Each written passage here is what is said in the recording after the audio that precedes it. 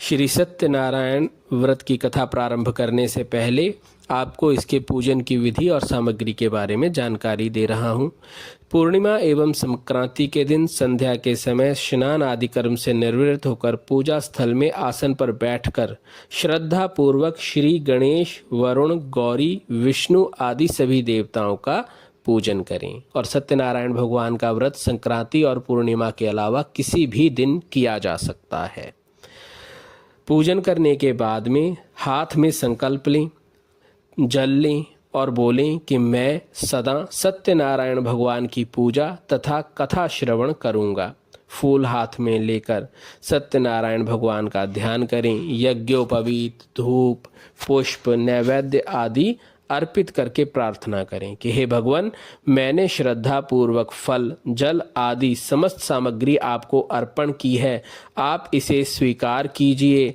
मेरा आपको बारंबार प्रणाम है। इसके पश्चात श्री सत्यनारायण भगवान की कथा पढ़ें अथवा सुनें। व्रत की जो पूजन की सामग्री है वो स्क्रीन पर आपको दे दी गई है, तो वह आप देख लीजिए। आइए अब सत्यनारायण भगवान की कथा शुरू करते हैं।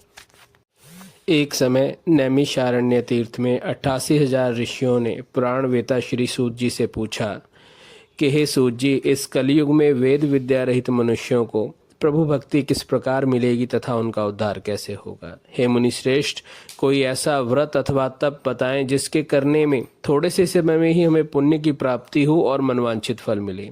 ऐसी कथा सुनने की हमारी बहुत इच्छा है।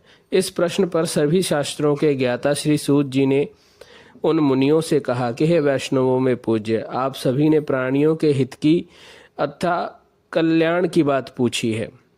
अब मैं उस श्रेष्ठ व्रत को आप लोगों में कहूँगा जिस व्रत को मुनि श्रेष्ठ नारद जी ने लक्ष्मी नारायण भगवान से पूछा था और लक्ष्मी नारायण जी ने मुनि श्रेष्ठ नारद जी को बताया था। आप सभी ध्यान से सुने। मुनिनाथ सुनो यह सत्य कथा, सब काल ही होए महासुखदाई। भवताप हरें और मनोरथ पूर्ण करें, सुख संपत्ति की अधिकाई। अति संकट में दुख दूर करें, सब ठौर कुठौर में होत सहाई। भगवान महात्म है इसमें, अपना कली में फल और जनाई। तो कहते हैं एक समय मुनि श्रेष्ठ नारद दूसरों के कल्याण की इच्छा से अनेकों लोकों में घूमते हुए पृथ्वी लोक पर आ पहुँचे। यहाँ उन्होंने सभी मनुष्यों को अपने कर्मों के द्वारा नाना प्रकार के दुखों से दुखी देखकर अपने मन में सोचा कि किसी न किसी उपाय से तो इनका उद्धार हो सकेगा। ऐसा मन में सोचकर वह विष्णु लोक को गए। वहाँ भगवान विष्णु नारायण, देवों में ईश, जिनके हाथों में शंख, चक्र, गदा, पद्म थे, वनमाला पहने हुए थे, उनको देखकर स्तुति करने लगे कि हे भगवान, आप अत्यंत शक्ति से संपन्न हैं। मन तथा वाणी भी आपको नहीं पा सकती। आपका आदि मध्य और अंत नहीं है। आप निर्गुण स्वरूप, सृष्टि के कारण भक्तों के कष्टों को दूर करने वाले हो। आपको मेरा शत शत नमस्कार है।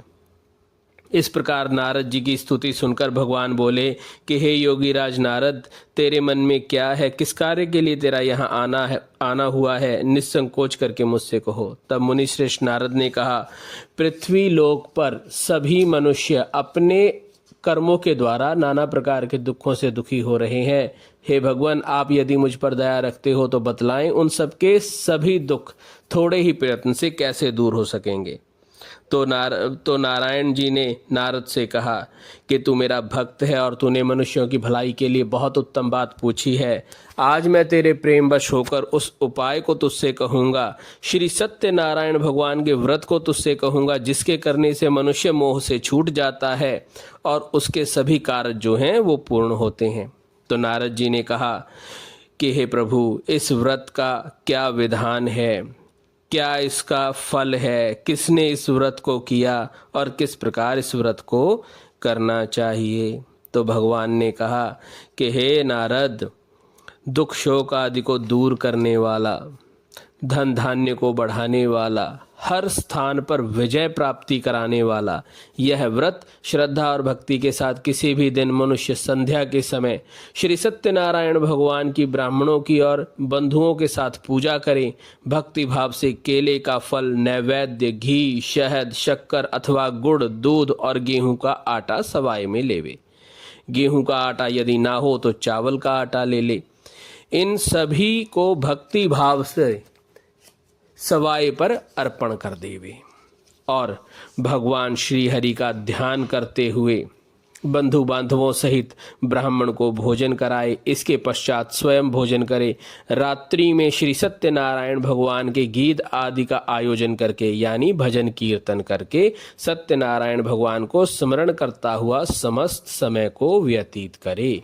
इस प्रकार जो मनुष्य व्रत करते हैं उनकी सभी मनोकामनाएं पूरी होती हैं। विशेषकर कलयुग में मृत्यु लोक में यही मोक्ष का सरल उपाय है। बोलिए श्री सत्यनारायण भगवान की जय। सूत जी ने कहा, हे ऋषियों, प्राचीन काल में इस व्रत को जिसने किया अब उसका इतिहास कहता हूँ, ध्यान से सुनिएगा। सुंदर काशीपुरी नगरी में एक अति निर्धन ब्राह्मण रहता था। वह भूख प्यास से बेचैन हुआ नित्य ही पृथ्वी पर घूमा करता था। ब्राह्मणों से प्रेम करने वाले सत्यनारायण भगवान ने वृद्ध ब्राह्मण का रूप बनाया और जंगल में जाकर उस ब्राह्मण से पूछा कि हे श्रेष्ठ ब्राह्मण, पृथ्वी पर इस प्रकार क्यों घूमते हो? हे श्रेष्ठ ब्राह्मण, आप अपनी व्यथा मुझसे कहिए, मैं सुनना चाहता हूँ। ब्राह्मण से इस प्रकार के वचन सुनकर निर्धन ब्राह्मण बोला कि मैं निर्धन ब्राह्मण हूँ, भिक्षा के लिए पृथ्वी पर मारा मारा फिरता हूँ। हे भगवान, यदि आप इससे मुक्ति पाने का कोई उपाय जानते हो तो मुझे बताएं। वृद्ध ब्राह्मण का रूप धारण करने वाले सत्यनारायण भगवान विष्णु भगवान बोले कि हे ब्राह्मण, श्री सत्यनारायण भगवान मनोवांछित फल को देने वाले हैं, इसीलिए तू उनका व्रत व पूजन कर, जिसके करने से तेरे सभी दुख जो हैं वो दूर हो जाएंगे। वृद्ध ब्राह्मण को वो सारा वृत्तांत बताकर सत्यनारायण भगवान की सारी व्रत विधि को बतलाकर वृद्ध ब्राह्मण का रूप धरने वाले सत्यनारायण भगवान जो थे अंतर्ध्यान हो गए। अब तो वो ब्राह्मण मन में सोचने लगा कि जो उस ब्राह्मण ने मुझे व्रत बताया है मैं उसे अवश्य ही करूँगा। भिक्षा के लिए सुबह जल्दी उठा और चल दिया।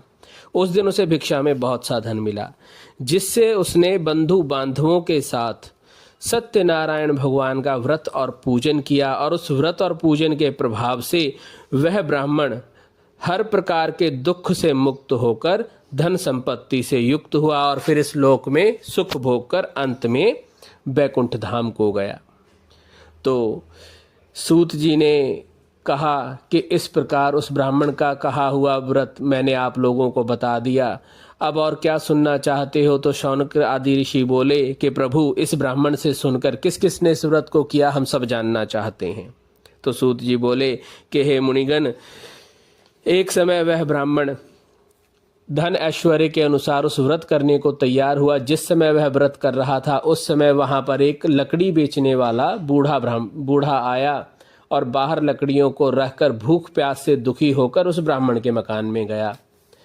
ब्राह्मण को व्रत करते हुए देखकर लकड़हारा मन में उत्सुकता के साथ उस ब्राह्मण से पूछने लगा कि हे ब्राह्मण देवता, यह आप क्या कर रहे हैं? तो बूढ़ा ब्राह्मण बोला कि ये जो सब वैभव आप देख रहे हो ये सब इसी व्रत के प्रभाव से है और यह सत्यनारायण भगवान का व्रत है जो मैं कर रहा हूँ, जिससे मेरे दुख ताप आदि दूर हुए हैं। लकड़हारे ने ब्राह्मण को कहा कि आप मुझे भी इस व्रत के बारे में बताएं। तो बूढ़े ब्राह्मण ने उसको उस व्रत के बारे में सारी जानकारी दी। ब्राह्मण से सारी जानकारी लेकर प्रसाद खाने के बाद में लकड़ियों को अपने सिर पर रखकर वह चल दिया और मन में सोचता जा रहा है कि मैं सत्यनारायण भगवान का व्रत करूंगा। मन में सोचते सोचते वह जिस नगर को जा रहा था उस नगर को तो गया नहीं, भूलकर किसी दूसरे नगर में चला गया, जहां उसे उस दिन उन लकड़ियों के दाम पहले दिनों से चौगुने प्राप्त हुए। दाम ले और अति प्रसन्न हो भगवान सत्यनारायण की व्रत की सामग्रियों को इकट्ठा करके लेकर के वह अपने घर को आया। और उसने बंधु बांधवों के साथ, अपने बहन भाइयों के साथ सत्यनारायण भगवान का व्रत किया और इस व्रत के प्रभाव से वह लक्कड़हारा धन धान्य आदि से युक्त हुआ और संसार के समस्त सुख भोग कर बैकुंठ को चला गया। बोलिए श्री सत्यनारायण भगवान की जय। श्री सूत जी बोले, हे श्रेष्ठ मुनियों, अब मैं आगे की कथा कहता हूँ। प्राचीन काल में उल्कामुख नाम का एक राजा था। वह सत्यवक्ता और जितेंद्रिय था। प्रतिदिन देवस्थानों पर जाता और गरीबों को धन देकर उनके कष्ट दूर करता था। उसकी पत्नी भी कमल के समान मुख वाली और सती साध्वी थी। एक दिन भद्रशिला नदी के किनारे दोनों ने पुत्र प्राप्ति के लिए सत्यनारायण भगवान का व्रत किया। जिस समय वह राजा व्रत कर रहा था, उस समय एक साधु नामक बनिया व्यापार के लिए, जिसके पास बहुत सा धन था, वह नाव को किनारे पर ठहरा कर राजा के पास गया और राजा को व्रत करते हुए देखकर विनय और आदर के साथ पूछने लगा कि हे राजन, भक्ति युक्त चित्त से यह आप क्या कर रहे हैं? तो राजा उल्कामुख ने कहा कि हे वैश्य, अपने बंधु बांधवों के साथ यह मैं पुत्र प्राप्ति के लिए सत्यनारायण भगवान का व्रत कर रहा हूँ और मेरा विश्वास है और मैंने सुना है कि यह व्रत सभी मनोरथ पूर्ण करता है। राजा के वचन सुनकर साधु को मन में बहुत प्रसन्नता हुई और उसने आदर के साथ राजा से उस व्रत के पूर्ण विधि और विधान पूछे। राजा ने उसको सारा व्रत का विधान बता दिया और साधु बोला कि मैं भी इस व्रत को करूँगा, मेरे भी कोई संतान नहीं है और इससे निश्चय ही होगी। इस प्रकार राजा से सारा विधान सुनकर व्यापार से निवृत्त होकर वह बनिया सुखपूर्वक अपने घर को आया और अपनी पत्नी को संतान देने वाले उस व्रत का समाचार सुनाया और प्रण लिया कि जब मेरे संतान होगी तब मैं इस व्रत को करूँगा। ऐसे वचन अपनी पत्नी लीलावती से उस साधु ने कहे। एक दिन उसकी पत्नी लीलावती सत्यनारायण भगवान की कृपा से सांसारिक धर्म में प्रवृत्त हुई और गर्भवती हुई। 10वें महीने में सुंदर कन्या का जन्म हुआ। कन्या दिन ब दिन इस प्रकार बढ़ने लगी जैसे शुक्ल पक्ष का चंद्रमा बढ़ता है। तब कन्या का नाम कलावती रखा गया। तो एक दिन लीलावती ने मीठे शब्दों में अपने पति से कहा कि हे पति, आपने जो संकल्प किया था कि मैं भगवान सत्यनारायण का व्रत करूंगा, अब आप उसे करिए, करते क्यों नहीं हो? तो अपनी पत्नी को साधु बोला कि हे प्रिय, इसके विवाह पर करूंगा। अपनी पत्नी को आश्वासन देकर साधु नगर में चला गया। कुछ समय व्यतीत होने पर कलावती युवावस्था को प्राप्त हुई। जब नगर में साधु ने अपनी कन्या को सखियों के साथ खेलते हुए देखा तो उसको आभास हुआ कि पुत्री जवान हो गई है, अब इसका विवाह कर देना चाहिए। ऐसा मन में विचार करके साधु ने अपने दूत को बुलाकर कन्या के लिए वर ढूंढने के लिए कहा। साधु की आज्ञा पाकर दूत कंचन नगर पहुंचा और वहां बड़ी ही खोज देखभाल करके सुयोग्य वाणिक्य पुत्र को कन्या के विवाह के लिए ले आया। अपने परिवार और बंधु बांधवों की सहमति के साथ साधु ने अपनी पुत्री का विवाह उस लड़के के साथ कर दिया, किंतु दुर्भाग्य से विवाह के समय भी उस व्रत को करना भूल गया, जिससे सत्यदेव रुष्ट हो गए और उसको श्राप दे दिया कि तुम्हें दारुण दुख प्राप्त होगा। अपने कार्य में प्रवीण साधु बनिया कुछ समय के बाद अपने जामाता के साथ व्यापार के लिए चल दिया और समुद्र के समीप रत्नपुर नगर में जाकर राजा चंद्रकेतु के नगर में दोनों ससुर जमाई व्यापार करने लगे। एक रोज भगवान की माया से प्रेरित कोई चोर राजा का धन चुराकर भागा जा रहा था, किंतु पीछे से राजा के दूतों को आता देखकर चोर ने भागते भागते धन को चुपचाप वहीं पर रख दिया, दोनों जहां पर ससुर जमाई ठहरे हुए थे। राजा के धन को जब दोनों इन ससुर जमाई के पास रखा देखा तो राजा के दूतों ने इन दोनों को चोर समझकर पकड़ लिया और दोनों को राजा के सामने पेश किया और राजा की आज्ञा से दोनों को जेल में डाल दिया गया और जितना धन उनके पास था राजा ने छीन लिया। और उधर घर पर भी इनकी पत्नी बहुत दुखी हुई। घर पर जो धन रखा था चोर चुरा कर ले गए। शारीरिक व मानसिक पीड़ा में दुखित हो अन्न की चिंता में घर घर फिरने लगी। एक दिन कलावती अन्न की चिंता में एक ब्राह्मण के घर पहुंची जहां सत्यनारायण भगवान का व्रत हो रहा था। कन्या ने कथा सुनी, प्रसाद ग्रहण किया और रात्रि में घर आई। इस प्रकार देरी से कन्या को रात्रि में घर आते हुए देखा तो लीलावती ने अपनी पुत्री से कहा कि हे पुत्री, दिन भर कहाँ रही, व तेरे मन में क्या है। तो कलावती ने अपनी माता को सत्यनारायण भगवान के व्रत के बारे में बताया कि हे माता, मैंने एक ब्राह्मण के घर में सत्यनारायण भगवान का व्रत होते देखा है। कन्या के वचन सुनकर लीलावती को अपने पति का प्रण याद आ गया और लीलावती ने सत्यनारायण भगवान का व्रत किया। भाग्य की प्रवृत्ति देखिए, जिस समय व्रत के लिए लीलावती और कलावती ने प्रण किया उस समय उनके घर में कुछ भी नहीं था, तो अपने पड़ोस में से सामान मांग मांग कर लीलावती और कलावती ने सत्यनारायण भगवान का व्रत किया और वर मांगा कि मेरे पति और दामाद शीघ्र आ जावें। इस व्रत से सत्यनारायण भगवान प्रसन्न हुए और राजा चंद्रकेतु को स्वप्न में दर्शन देकर कहा कि दोनों बंदी वैश्यों को प्रातः ही छोड़ दो और उनका जो धन तुमने लिया था दे दो, नहीं अगर ऐसा नहीं करोगे तो तेरा धन, राज्य, पुत्र आदि सब नष्ट कर दूंगा।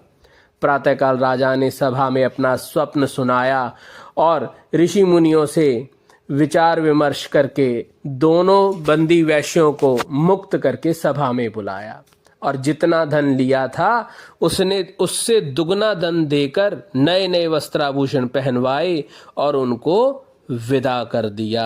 दोनों वैश्यों ने मंगलाचार करके यात्रा आरंभ की। बोलिए श्री सत्यनारायण भगवान की जय। सूत जी कहते हैं वैश्यों ने यात्रा आरंभ की और अपने नगर को चल दिए। उनके थोड़ी दूर निकलने पर भगवान ने उनकी परीक्षा लेने का मन बनाया और दंडी का वेश बनाकर उनके पास जा आदर से पूछा कि हे साधु, तेरी नाव में क्या है।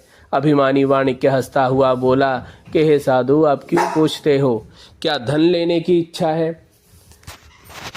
मेरी नाव में तो बेल पत्ते आदि भरे हैं। वैश्य का कठोर वचन सुनकर दंडी स्वामी को बड़ा क्रोध हुआ, लेकिन उन्होंने कहा तुम्हारा वचन सत्य हो। ऐसा कहकर वहां से कुछ दूर जाकर समुद्र के किनारे आसन जमाकर बैठ गए। नित्य क्रिया करने के बाद जब साधु ने अपनी नाव को देखा, नाव ऊंची उठी हुई है और नाव पर चढ़कर देखा तो उसमें बेल पत्ते आदि भरे हुए हैं। तो बेल पत्ते आदि भरे देखकर वह मूर्छित होकर जमीन पर गिर पड़ा। मूर्छा खोलने पर वह बहुत शोक करने लगा। तब उसका दामाद बोला कि हे पिताजी, आप शोक न करें, यह दंडी का श्राप है, अतः हमको उनकी शरण में चलना चाहिए।